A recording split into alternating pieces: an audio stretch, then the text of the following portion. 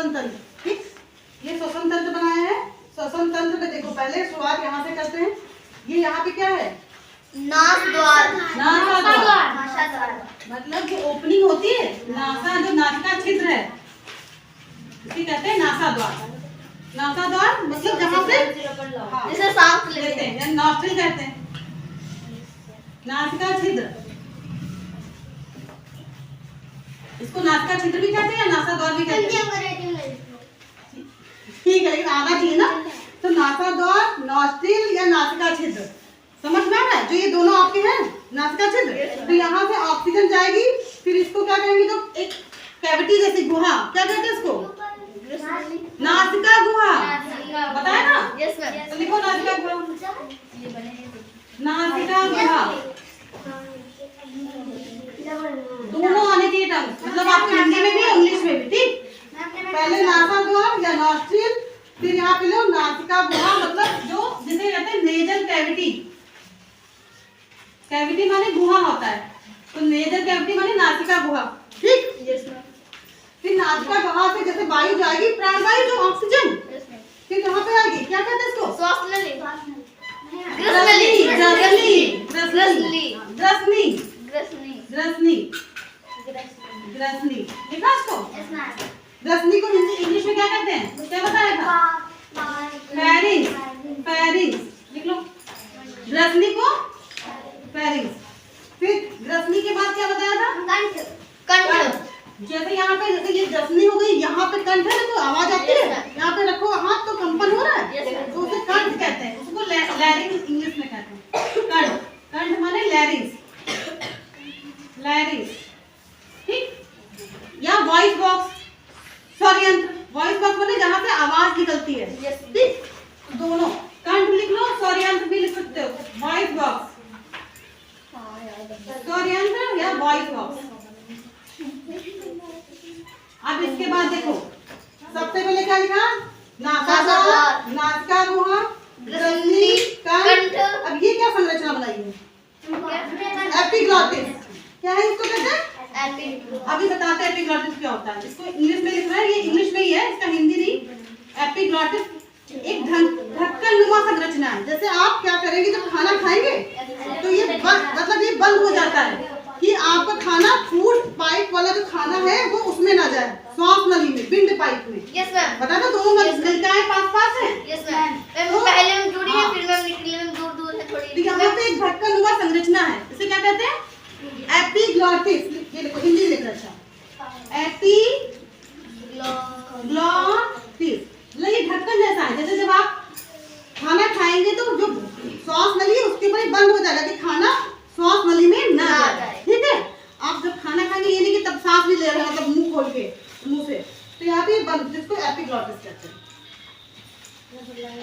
Epiglottis के बाद ये जो बनाया है, जिसपे ऐसे बनाया ना सी लाइक संरचना, सी लाइक स्ट्रक्चर ना, देखो ये ऐसे, ये क्या है? कार्टिलेज है, मतलब ये इसकी सुरक्षा के लिए ऊपर से ऐसे सी लाइक स्ट्रक्चर है ना, संरचना सी जैसा, जैसे सी बनता है ऐसे, ये ऐसे ऐसे, हाँ ये बना लो। ये इसको, ये पूरा क्या ट्रैकिया है। श्वास नली। हाँ, तो हिंदी में तो श्वास नली कहते हैं, इंग्लिश में ट्रैकिया कहते हैं। ठीक है, लिख लो हिंदी में श्वास नली। श्वास नली को इंग्लिश में क्या कहते हैं? ट्रैकिया।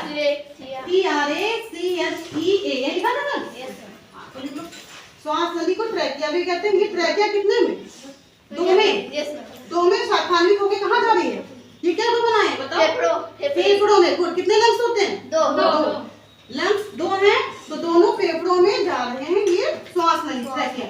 यहाँ पर ये संरचना क्या कहलाएगी? इसको कार्टिलेज कहते हैं, जो सी जैसी बनाई है ना, ये इसको लिख लो यहाँ पे, कार्टिलेज है अपने नॉलेज के लिए।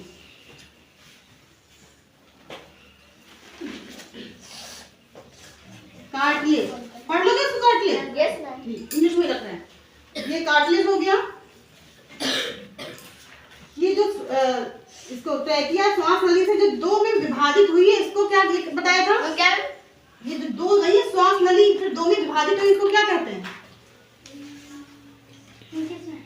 वायु, वायु नहीं, ब्रोंकाई, ब्रोंकियोल्स लिखवाया था, ब्रोंकस दो में जो विभाजित हुई इसको ब्रोंकस कहते हैं। देखो नहीं लिखा है क्या? ब्रोंकस लिखा है, ब्रोंकस हिंदी में लिखे जरा स्पेलिंग देखो, ये BRONCHIO, वो नहीं, वो ब्रोंकियोलाई है, वो अंदर वाली को। तो ये जो दो मेन है, ये दो जो दो में विभाजित है उसको क्या कहते हैं? ब्रोंकस। ब्रोंकस सिंगुलर वर्ड है, ब्रोंकाई प्लूरल है, प्लूरल बहुवचन। तो ब्रोंकस, ब्रोंकस फिर जैसे अगर हम ऐसे खड़े हैं तो ये बायां भाग है मेरा, ये दायां है, ये कौन सा बायां लंग है, लेफ्ट वाला ये राइट लंग। तो जो लेफ्ट लंग है उसमें क्या होता है, ये ब्रोंकस फिर से डिवाइड होगी कितने में? दो में। तो दो में जो डिवाइड होगी उनको क्या कहते हैं? श्वास नलिकाएं, ब्रोंकियोल्स। अभी हम लिख रहे हैं, ठीक है? यहाँ वाली में कितनी होती है? दो, और इधर वाली में तीन। ज्यादा बना दी पर तीन मेन आपको दिखानी चाहिए, इसको सही कर देते हैं। तीन बनाना इसमें, ठीक है?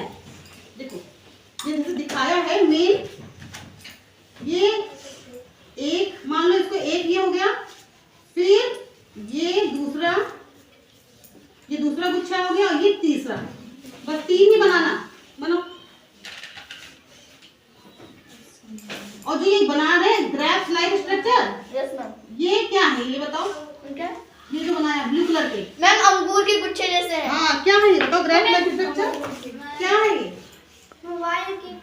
हाँ गुड, सही बता रहे हो। वायु कुपिकाएं, एल्व्यूलाई लिख लो, वायु कुपिकाएं लिखो, वायु कुपिकाएं, एल्व्यूलाई, ठीक? ALVEOLI, वायु कुपिकाएं। हवा जो है वो जाती लंग्स में किसके द्वारा? ब्रोंकस के द्वारा। दो ब्रोंकस होती है, तो लेफ्ट वाले में वो ब्रोंकस दो में विभाजित होगी और राइट वाले में तीन में विभाजित होगी, ठीक है? तो जो विभाजित हुई इनको क्या कहते हैं? ब्रोंकियोल्स। नहीं, ब्रोंकस तो दो में था, उससे भी जो शाखांकित हुई है छोटे और जो, उनको क्या कहेंगे? ब्रोंकियोल्स। इधर लिखते हैं इस साइड, ये इनको नीचे नहीं, इधर लिखे जाते हैं, यहाँ इसको कहते हैं ब्रोंकियोल्स। इंग्लिश में लिखना है कि हिंदी में? ब्रोंकियोल्स या श्वास नलिकाएं, श्वास नलिकाएं।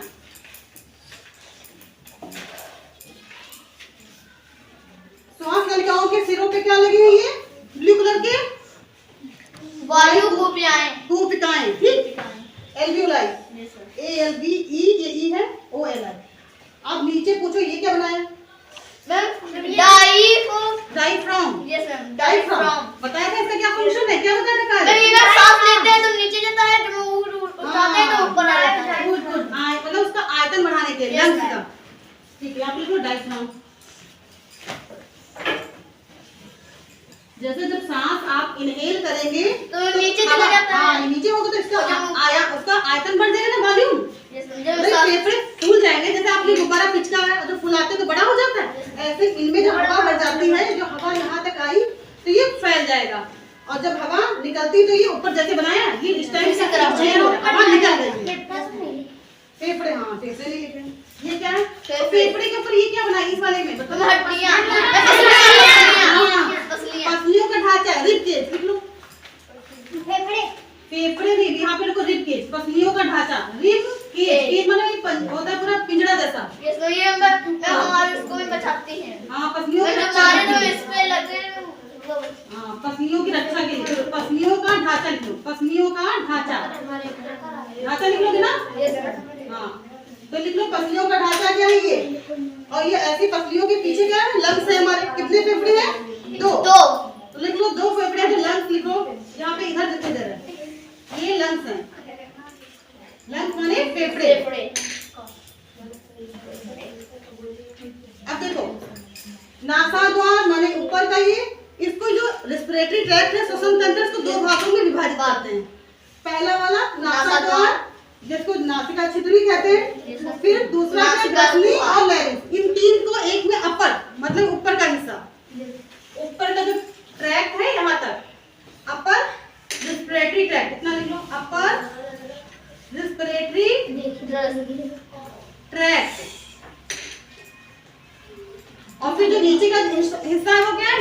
लोअर रेस्पिरेटरी ट्रैक्ट, वो अभी नेक्स्ट वाले उसमें बताएंगे, समझाएंगे। ठीक है, इतना पहले नोट कर लो कि अपर में क्या है और जितना नीचे का बचा है वो सब किसमें है, लोअर में, अपर और लोअर। तो इतना नोट डाउन कर लो। डायग्राम इतना समझ में आ रहा है? Yes ma'am. बना लो।